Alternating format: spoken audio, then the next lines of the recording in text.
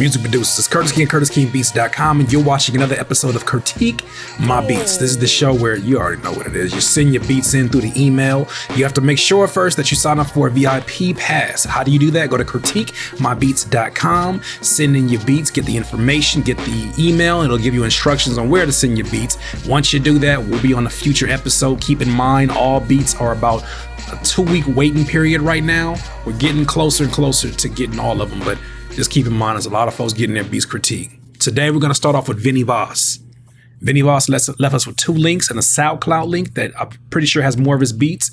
And the first one is called Conflicted. Let's listen to it.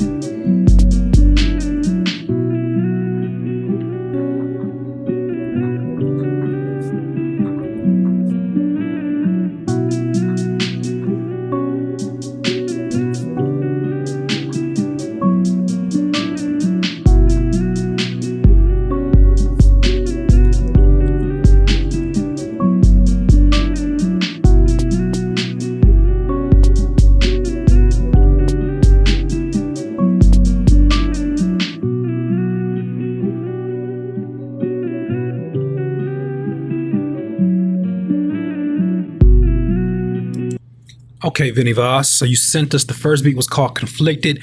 I believe that is a Sade sample from somebody that's a Sade fan. I do believe that's a Sade sample. Either way, great utilization of a very soulful part of that sample. I would have definitely sampled the same thing. Some things that I like is obviously the sample. I like the way that you use it. I like the way that the rhythm of the drums, at least, they accentuated the emotion. You chose the right rhythm. Sometimes people pick rhythms that kind of like contradict what the original soul of the sample gives you. And sometimes it can be amazing. Most times it's not so much. This was actually dope. I like the way that you had those worlds come together. Now, some of the critiques that I have, I would say that the snare itself, I feel like it's just a bad choice of a snare. I think that you want to find a higher quality snare, a snare that definitely sits closer to your face when you're thinking about your mix being sort of a 3D mix. You want that thing to be right up here. And I feel this snare probably could have potential, even if you don't change it. If you just do some EQing, you know, go to your parametric equalizer, start boosting some of those highs and mids so that we can hear more life in the snare. Right now, the snare sounds dead. The kick is decent. I mean, it does serve the purpose. I think it would work in this type of beat because I can hear a lyricist over this telling like a really sad story. And the kick really just, it keeps the pace, even though particularly my style, I would go for like a thumpier kick. It doesn't necessarily need it. I think for this type of style, that works. I would say that it would have been interesting to hear more sound design, to hear more filtered out sounds, to hear you kind of like take the sample itself through some glitching or through some effects that make me interpret it a different way. What do I see this for? I see this for more so placement. I can see this in placement. I can see you sending this into like a J. Cole and this ended up being on a project of his and, you know, they go in and do their producing over your beat and it becomes a whole nother thing. But let's go ahead and listen to second beat, which is G9.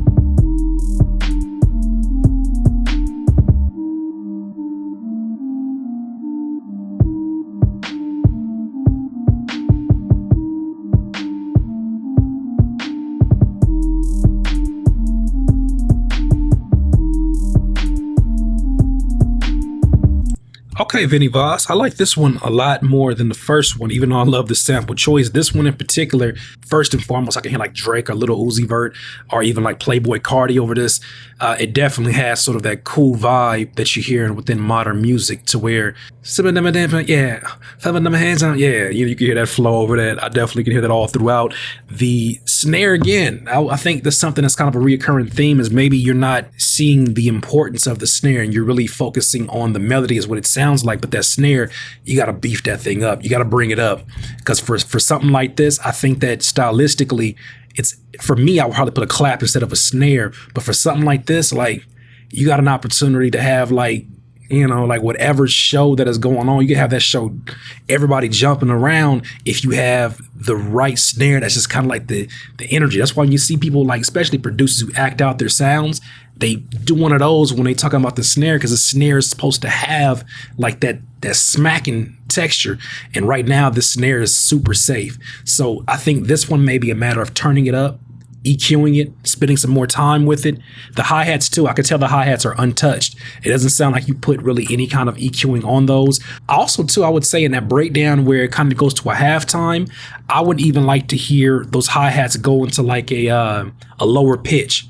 So, you know, when those hi-hats go into, like, think about the last breakdown on the breakdown on Niggas in Paris with Kanye and Jay-Z. Think about that last breakdown and how the hi-hats get real, like almost industrial and grimy and dirty. I think that'd have been an interesting look on that. But overall, that was the only critiques that I had. I enjoyed the sound design that you took your time with this melody. I think that's super important. So excellent work. I dropped my pen. So your SoundCloud is soundcloud.com/ill in Dash Island. Let me get my pen. Hi, Dominique. What's up? She over there chilling. It's my wife. She's fine. Next beat. All right, the homie Beast Music. So I'm at Beast Music at the BusyWorks Mastermind meeting a few months ago. Really cool dude. Definitely got some bangers for us to listen to. You left us with 2 beats. So he said, yeah, okay, he left us with 2 beats. Listen to the first one. It's called The 11th Day Mastered.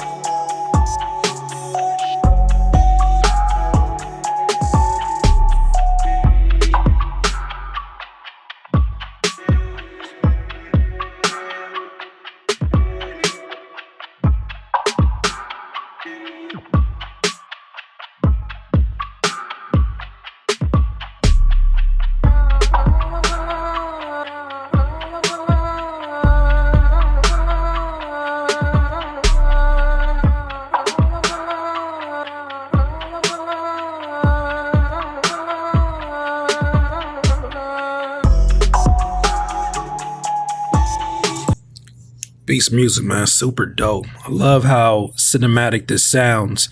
There's a lot of elements to it that I think really evoke an emotion. And I think that's sometimes the hardest thing for any producer is to evoke an emotion. It has an emotion for you, but can somebody who doesn't know what you were going through, what's going on in your world, can I get a glimpse of that by listening to it on my end without you being in the room?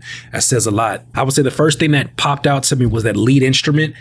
You might want to sit with the EQing a little bit more and either turn it down or do both, turn it down and duck the high frequencies going on. Because right now that high frequency is killing me in the headphones, the top end of that actual lead instrument. And I can only imagine what that's like in a show when somebody's rapping over that. That was one thing. Also, too, I was going to write down this needs a vocal sample of some kind, even if it's like a Vox one shot. It needs something, and you brought it in. So we definitely on the same page with that one. I like the style, and I like how it stayed in key. Only thing I would have liked to hear with that sample would be to run that through more reverb. Run it through something that's going to make it sound even larger than life. Make it sound like it's, instead of one voice, it sounds like it's multiple voices or an eerie voice off into the distance. That's the effect that reverb can give.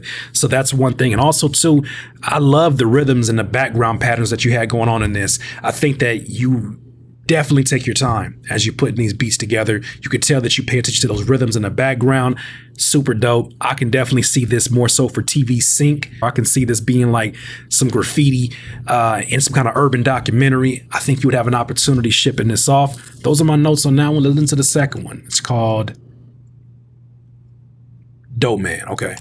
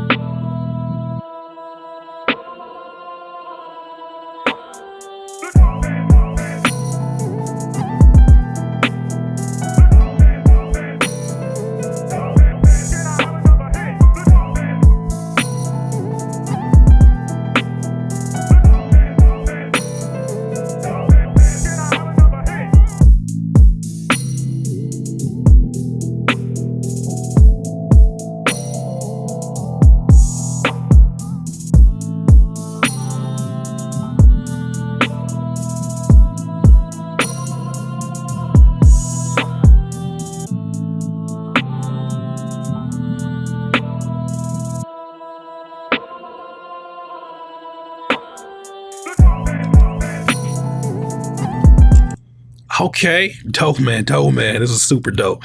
The few things that I liked around it, the arrangement is definitely song friendly. And of course, you know, we follow each other on Instagram. So I see that a lot of the beats that you make, you already have hooks for. And this just sounded like something that maybe you had in your head and you were like, yo, the Dope Man sample will be dope on this. Or you just built the beat around it. Either way, it sounds like something that is definitely friendly for rappers to write to. And I think that would definitely fare well for placement. I like the progressive nature of the melodies and how it felt like the energy was slowly rising from the beginning of the verse to the end of it, to where it kind of like gets you prepared for the chorus. I think that that's awesome. It puts you into a mood for sure.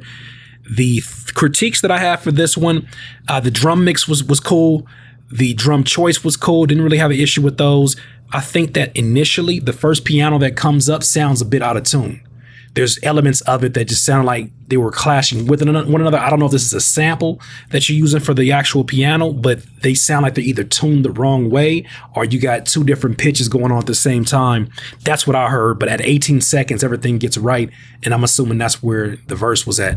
So if you want to get in touch with Beats Music, go ahead and go to Instagram.com/Beats Music, Twitter, Beats Music, all that good information. So thank you for submitting your beat, my friend. Let's go to the next one. DJ Survival. Okay, so he's back. DJ Survival submitted his beats off of episode 18, I believe. So we're going to go ahead and get to what I believe are two beats. I think he wanted to really give the people an idea of how he's really working with his music, and that's fine. So let's go ahead and do that. First one is an ambient chill beat. Let's go ahead and listen to that.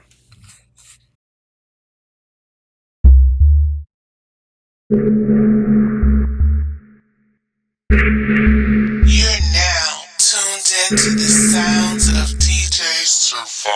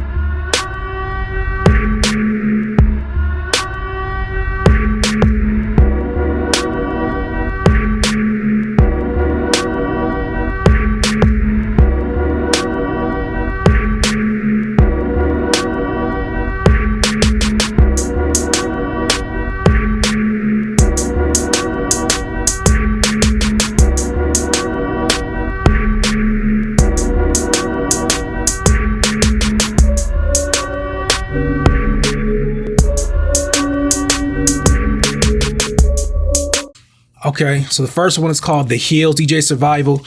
And as I start to remember, I listen to this beat, I start to remember some of the critiques that I had, and I still feel it's the same critiques that I had before, in that first and foremost, that tag, man, that tag is so loud. And I think that if you're trying to sell these beats, part of your selling process is that tag.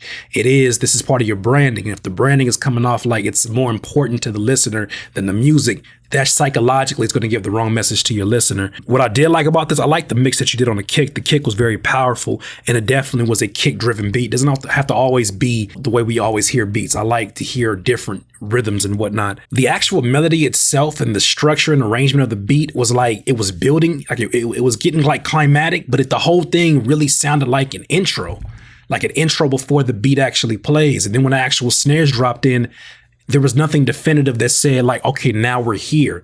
And then it sort of felt like a very random choice to bring in that choir or that pad instrument that you had it was a pad instrument. The pad instrument that you had in the chorus, it just really didn't have a place for it. It doesn't feel like a cohesive piece of work. And even with the mix feels a bit muddy. I think you really should go back for a beat like this. You really should go back and study some more music theory and try to see, okay, where do movements generally happen? Go ahead and listen to your favorite hip hop beats or whatever beats that you listen to and see how each part has a specific reason, rhyme or reason, definitely serves a purpose. This beat right now just sounds like an intro that never drops. And even when the chorus comes in, like it just never drops. And I know it's ambient chill, but it's just, even with ambient chill, you still want to make sure that you're taking the people somewhere. It has to be progressive. So you got another one for me, and it's called sample number 2, or it's called Beat Party, I think? The Psycho. Okay, listen to it. He's always bad. He's always bad. He's always bad. He's always bad. He was always bad. He was always bad. He was always bad, bad, bad, bad, bad, bad, bad, bad, bad, bad, bad, bad, bad, bad, bad, bad, bad.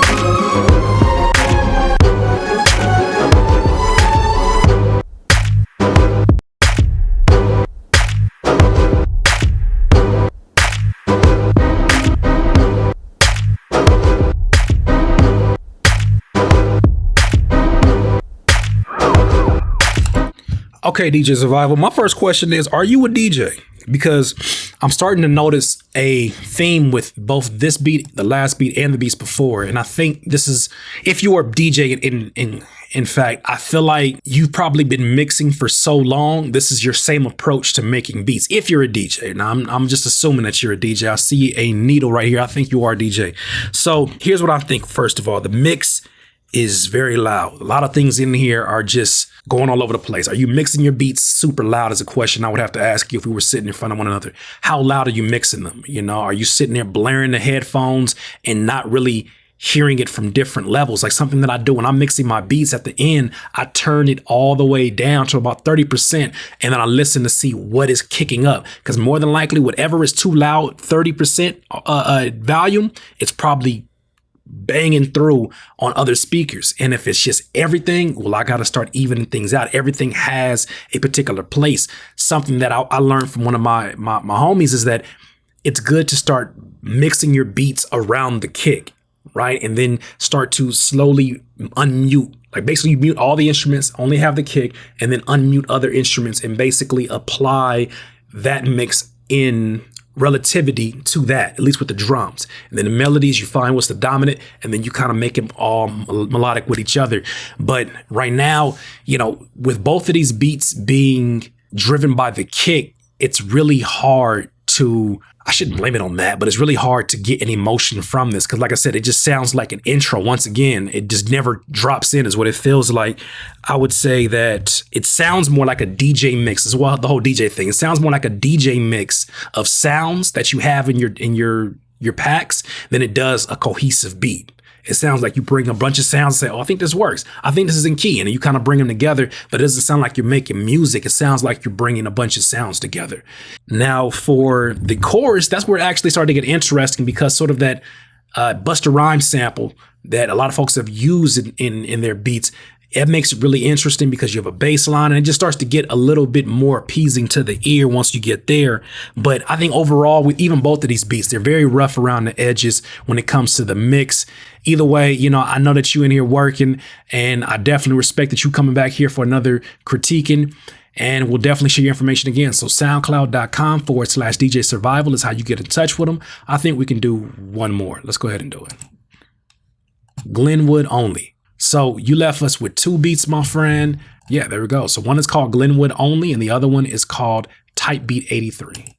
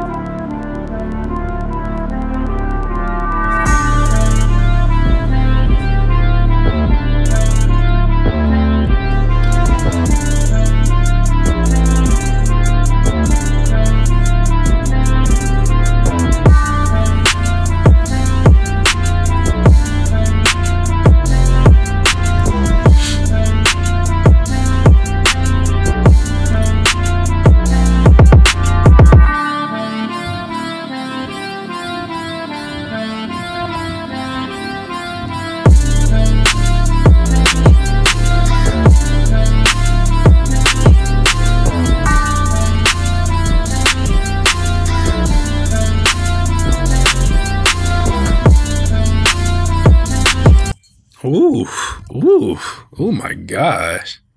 Oh my gosh. What's wrong with you? You get the what's wrong with you. This beat is fire. Yeah, you called it a Meek Mill beat. It's definitely that. This is Meek Mill getting out of jail type beat. This is FIFA 2020 type beat. This is everything perfect for the most motivational trap song that you have ever heard. This is definitely what Meek Mill needs when he gets out of jail so he can give you these bars. And this is spectacular. This sounds like champion music to me.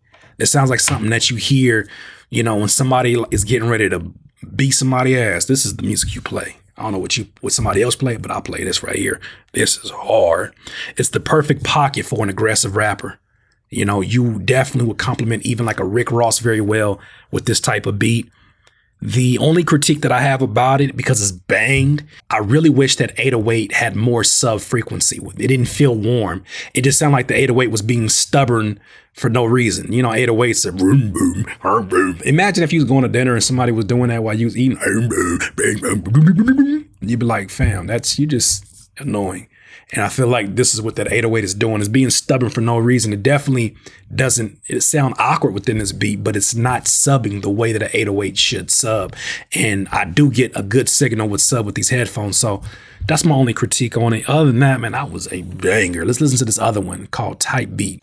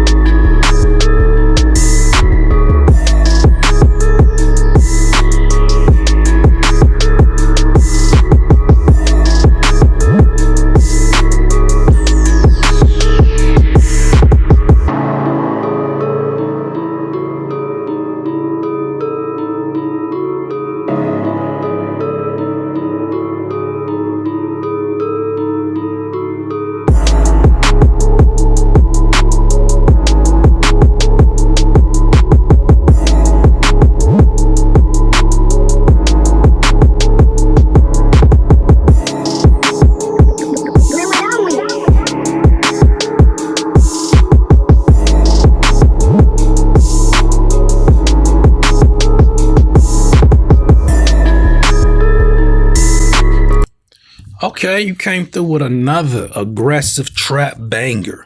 Now, for this particular beat that I believe that you had titled, it's no title, it's just called Type Beat. Okay, so I think for starters, one thing I forgot to mention about the first beat that I heard in this one as well is that your hi-hats, they need a little bit more brightness, because right now they're kind of getting drowned within the mix. A few things got drowned within the mix of this one, specifically because of the 808. Now, this 808 definitely has sub, but unfortunately, because that sub was probably not cut off in terms of the 808, it wasn't cut off in the high frequencies. It's drowning over into the other sounds. So that sort of lead instrument there, boom, boom, boom, boom, and then also the pad that came in, it just completely gets muddy. And the way that you eliminate that is to take out the sub frequencies in a parametric equalizer or whatever EQ you're using. Take out the sub frequencies of the pad so that it's only really mid and high. Duck the highs a little bit on the pad, and then also with the 808, completely eliminate any of the high frequencies, because 808s are about sub and bass frequencies anyways. You don't need any highs out of that. Even for when you're having the glides, you don't need it for that. You'll still hear it. So that's the thing that I definitely think you need to pay attention to. At 42 seconds, it really drowned out the mix. The 808s drowned out the mix. And I don't know how much control that you're utilizing over the 808s, or if you're even having an issue with your 808s, but I definitely would pay more attention to that. Either way, you gave us two bangers. Them 808 slides was nice. And once again, it wasn't a stubborn 808 this time. This one was just like a disrespectful, belligerent, drunk. Your 808 was drunk on this one. It was just like going all over the table, knocking people's food off. And like, it's just, you know, that's what. Stop laughing. It ain't funny. I think the one thing that it was missing for me, if we were collabing on this beat, I probably would have added like a higher pitch synthesizer at the chorus so that we would have a full spectrum of low, mid, and high frequency. I think that that's what satisfies a listener. When they listen to any kind of song, either the voice becomes that high frequency, but some kind of way those three different frequencies are getting satisfied. And I think that was the one opportunity you had as a producer to add that. You can go back, of course, and add a high synthesizer or just something like a string. Just give them a balanced spectrum of sound. And I think you'll get more people who are satisfied with this. This one I definitely could hear for leasing beats. Both of these actually we really well in the beat leasing world. And I see you have a BeatStars page, so it makes a lot of sense. Either way, if you want to go ahead and connect with Glenwood only. If you want to go ahead and connect with him, go ahead to his email, which is right here. Okay, zoom in, pause. The next thing is twitter.com, instagram.com/Glenwood only, soundcloud.com/Glenwood only. Don't mind her back there. Mind me. Get on my nerves. I love her though. Anyways, there's another episode of Critique My Beats. Thank y'all for sending in your beats. If you're interested in being in a future episode of Critique My Beats, go to critiquemybeats.com. Go ahead and pay for a pass and you'll reserve your slot for a future episode. More than likely in the next week and a half to 2 weeks. That list is getting bigger. If y'all keep waiting, you're going to have to wait a little longer. So thank you for everybody that continues to keep submitting your beats. Once again, this is Curtis King of CurtisKingBeats.com. Have a good one. Please subscribe to the channel below, Curtis King of CurtisKingBeats.com.